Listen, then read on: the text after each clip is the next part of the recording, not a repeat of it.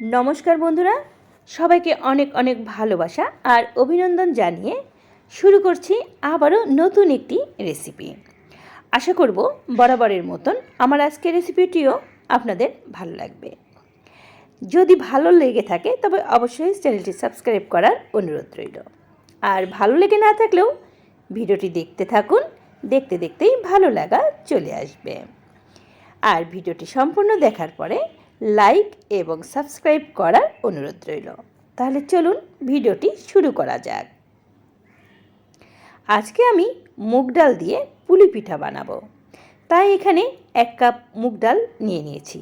এটা কাঁচা মুগ ডাল এবং না ধুয়েই আমি এখানে শুকনো কাঠখোলায় ভেজে নেব। হালকা ব্রাউন কালার করে এটা ভেজে নিতে হবে। যারা ভিডিওটিতে লাইক দেননি একটি লাইক দিয়ে নেওয়ার অনুরোধ রইল। হালকা ব্রাউন কালার হয়ে গেলে আমি এখন গ্যাস অফ করে দিয়ে ডালটা ঠান্ডা করে নেব। ঠান্ডা করে নেওয়ার পরে ঠান্ডা জল দিয়ে খুব ভালো করে ধুয়ে নেব। ফিরে এলাম ধুয়ে নেওয়ার পরে। ডাল এবার সিদ্ধ করে নিতে হবে, তাই প্রেসার কুকারে দিয়ে দিলাম। এবারে আমি এখানে দিয়ে দিচ্ছি 1 কাপ মুগ ডালের জন্য প্রায় 1.25 কাপ জল। প্রেসার কুকারের ঢাকনা লাগিয়ে 2 থেকে 3টা সিটি দিয়ে নেব। এবারে পুর করে নিতে হবে। এখানে 1 কাপ নারকেল কোড়া নিয়েছি আর পরিমাণ মতন গুড় নিয়েছি। গুড় দিয়ে আমি আজকের পুরটা তৈরি করব। কিছুক্ষণ জাল দিয়ে নেওয়ার পরে এখানে দিয়ে দিচ্ছি লিকুইড দুধ। এটা আগে থেকে জাল দিয়ে দিয়েছিলাম। আর দিয়ে দিলাম 1 টেবিল চামচ গুঁড়া দুধ। এবার এটা ভালো করে ফুটিয়ে নেব, এতে করে নারকেল কোড়াটা সিদ্ধ হবে। এবারে আস্তে আস্তে জাল দিয়ে নিয়ে পুরটা আমি তৈরি করে নেব। যখনই শুকিয়ে আসবে, নরম নরম থাকতেই এবার আমি গ্যাসের হিটটা বন্ধ করে নামিয়ে নেব। চলে এলাম ডালের কাছে।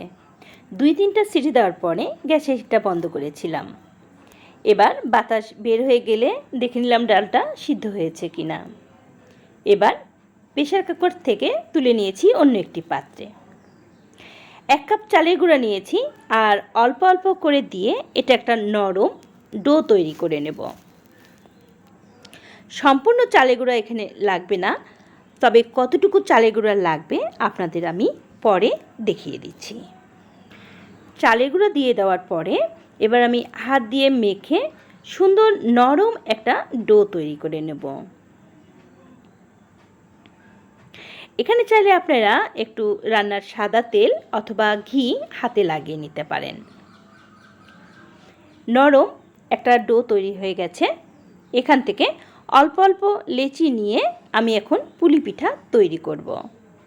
কিভাবে তৈরি করছি একটু ভিডিওতে ভালো করে লক্ষ্য করলেই বুঝতে পারবেন। এর ভেতরে আমি দিয়ে দিলাম অল্প একটু নারকেল পুর আর আঙ্গুলের সাহায্যে চেপে চেপে পুলি পিঠা তৈরি করে নিচ্ছি। এটা সম্পূর্ণই আপনার হাতের কেরামতি। তো এভাবেই সবগুলো পিঠা আমি তৈরি করব। সুবিধার্থে আবারও একটি দেখিয়ে দিচ্ছি। বন্ধুরা, আরেকটি কথা বলছি, এই পিঠা তৈরি করার সময় এই যে ডোটা আছে এটা কিন্তু খুলে রাখা যাবে না। খুলে রেখে দিলে খুব তাড়াতাড়ি এর গা শুকিয়ে যাবে আর পিঠা কিন্তু তৈরি করা যাবে না। আপনাদের এই পিঠা তৈরি করার সময় একটি ভেজা কাপড় নিতে হবে এবং সেটা কটকটা করে চিপে নিতে হবে আর এই ডোয়ের উপরে ঢাকা দিয়ে রাখতে হবে। তাহলে এর গা শুকিয়ে যাবে না আর খুব সহজেই পিঠা তৈরি করা যাবে। একে একে সবগুলো পিঠা তৈরি করে আমি নিয়েছি এবং একটি ভেজা কাপড় দিয়ে ঢাকা দিয়ে রেখেছি যেন গা শুকিয়ে না যায়। চালের গুঁড়া 1 কাপের ভেতরে কতটুকু লেগেছে নিজ চোখে একটু দেখে নিন। চলে এলাম পরবর্তী স্টেপে। রান্নার সাদা তেল আগে থেকেই চুলায় বসিয়েছিলাম। গরম হয়ে গেলে তৈরি করা পুলি পিঠাগুলো আমি এখন এর ভেতরে দিয়ে দিলাম। মিডিয়াম হিটে পিঠাগুলো আমি ভেজে নেব। একদম হাই হিটে বা একদম লো হিটে পিঠাগুলো ভাজতে যাবেন না। মিডিয়াম হিটে এভাবে লাল লাল করে ভেজে আমি সবগুলো পিঠে তুলে নিচ্ছি। এই তো পিঠাগুলো ভাজা হয়ে গেছে, আমি তুলে নিয়েছি। চলে যাচ্ছি পরবর্তী স্টেপে। এখানে 1.5 কাপ চিনি নিয়ে নিয়েছি, নিয়ে নিলাম 1/2 কাপ জল। এখানে একটা শিরা তৈরি করে নেব। 1 তার বা 2 তারের শিরা না, এটা একটা চিটচিটে ভাব চলে এলেই শিরার ভেতরে আগে থেকে ভেজে রাখা পুলিগুলো আমি দিয়ে দেব।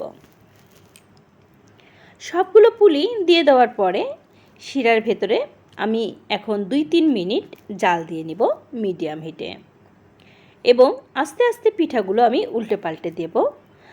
আর 2-3 মিনিট জাল দেওয়ার পরে গ্যাসের হিটটা বন্ধ করে আমি এর ভেতরে রেখে দেব 5 মিনিট। আপনারা চাইলে এর ভেতরেও রেখে দিতে পারেন, আবার শিরা থেকে কিন্তু রস ছড়িয়ে নিয়ে উঠিয়ে নিতে পারেন। তো আমি এখান থেকে 5 মিনিট পরে তুলে নিচ্ছি পরিবেশনের জন্য। বন্ধুরা, এইভাবেই খুব সহজেই মুগ ডালের পুলি পিঠা আমি তৈরি করেছি। নতুন যারা রাঁধুনি তাদের একটু হলেও উপকারে আসবে।